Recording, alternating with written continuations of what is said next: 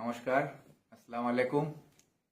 সকল রায়গঞ্জ লোকসভা এবং উত্তর দিনাজপুর সহ সারা পশ্চিমবাংলার সকলকে আজকে আমি ধন্যবাদ দিতে চাই, যারা আমাকে ভালোবাসেন, যারা চাইছিলেন কি আমি লোকসভায় প্রার্থী হিসাবে দাঁড়িয়ে ভারত রক্ষার যে রাহুল গান্ধীর নেতৃত্বে যে লড়াই আরম্ভ হয়েছে তার সৈনিক হিসাবে আমি যাতে কাজ করতে পারি, তার জন্যে আপনাদের আশীর্বাদ, আপনাদের দোয়া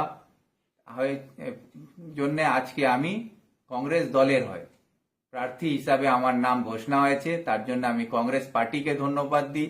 আমার জেলার সভাপতি মাননীয় মোহিত সেন গুপ্ত মহাশয়, ওনাকে ধন্যবাদ দিচ্ছি, ওনার সহযোগিতা, ওনার আশীর্বাদ এর জন্যে। আমাদের নেত্রী দীপা দাস মুন্সি এবং আমাদের প্রদেশ কংগ্রেস সভাপতি অধীর রঞ্জন চৌধুরী মহাশয়ের আপ্রাণ চেষ্টা আমাকে